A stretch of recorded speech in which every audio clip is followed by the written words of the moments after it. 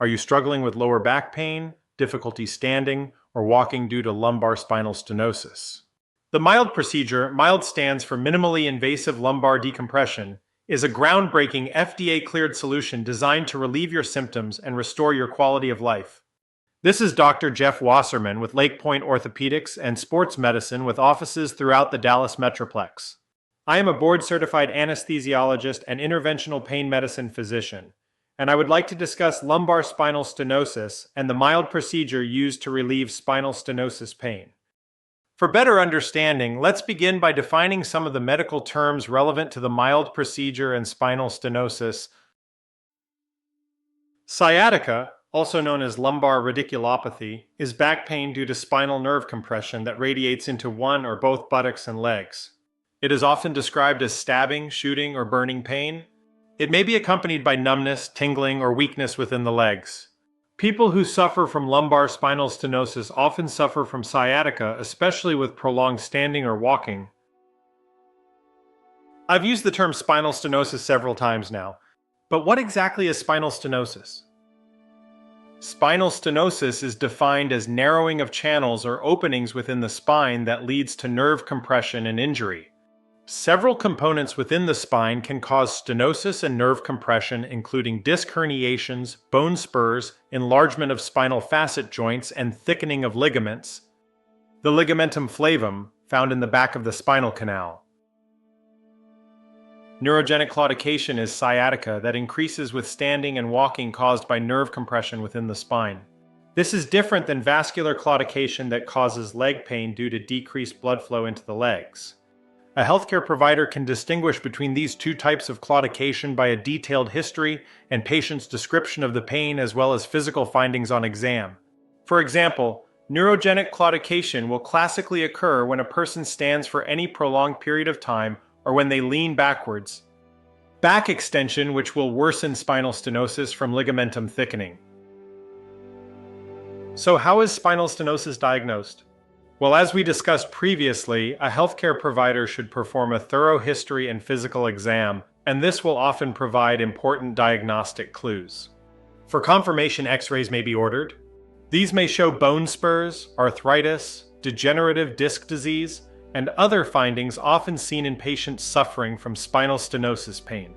Finally, the best way to confirm the diagnosis is with advanced imaging studies.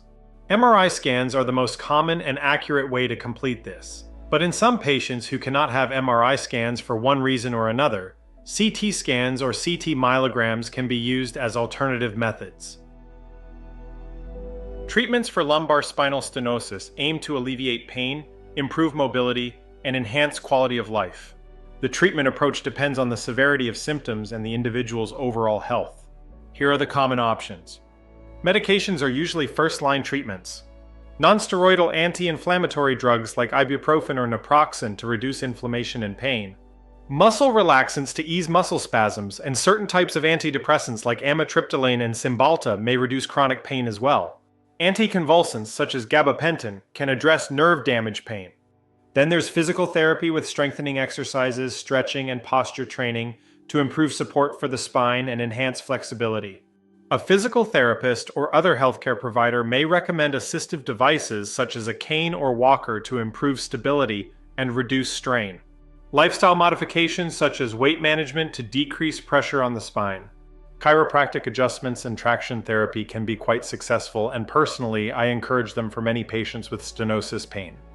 If these conservative measures fail and the pain persists beyond 4 to 6 weeks, epidural steroid injections are often a good relative low-risk treatment option to reduce pain and improve functioning. They are usually performed by an interventional pain physician with X-ray guidance and can be done several times per year with or without sedation. Then if these options fail, and ligamentum flavum thickening is noted on imaging studies, the MILD procedure may be a great option before considering major invasive spine surgery with its inherent higher risks. Now, let's discuss details of the MILD procedure used to treat lumbar spinal stenosis pain and neurogenic claudication when more conservative measures fail. The procedure is performed in a surgery center or hospital operating room. An IV is started and an anesthesia provider will provide sedation. After injecting local anesthetic, 1 or 2 very small incisions are made in the lower back. Using fluoroscopic X-ray guidance, a thin introducer needle is then placed through the skin incisions to the back portion of the spine, but not into the spinal canal itself. Special sculpturing tools are then used to remove portions of the thickened ligamentum flavum at 1 or 2 levels of the spine to reduce pressure on compressed nerves.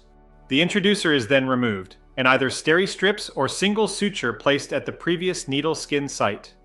The entire procedure often takes less than 30 minutes to treat 1 or 2 levels. The patient usually walks out of the facility with little to no surgery-related pain. The procedure is of relative very low risk and comparable to that of epidural steroid injections, but potential complications include bleeding, infection, and nerve damage. Although some discomfort at the mild procedure site is not uncommon for limited periods of time, any significant complication is very rare. If you have any concerns, please do not hesitate to discuss these with Dr. Wasserman or his staff. If you are having sedation, you will have the opportunity to discuss anesthesia details with your provider shortly before your procedure. Dr. Wasserman is a board-certified anesthesiologist and can answer most of these questions for you as well.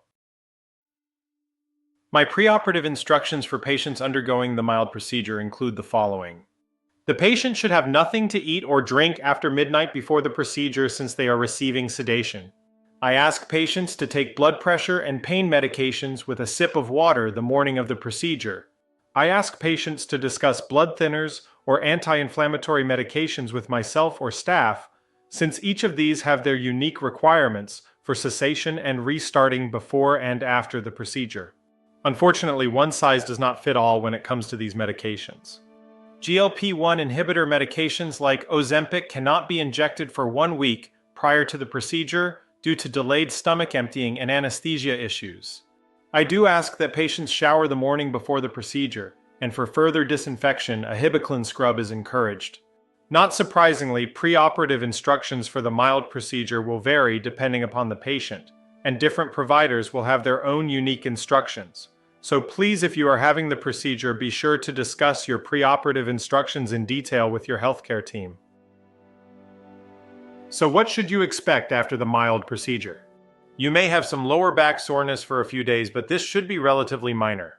I allow patients to shower immediately, but ask that they not sit in standing water for at least 2 weeks, and I permit them to gradually return to their baseline activity over 7 days. Relief of spinal stenosis.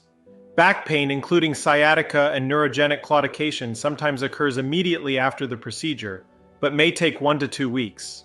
Again, as noted for preoperative instructions, different providers will have their own unique instructions, so please, if you are having the procedure, be sure to discuss post-operative instructions in detail with your healthcare team.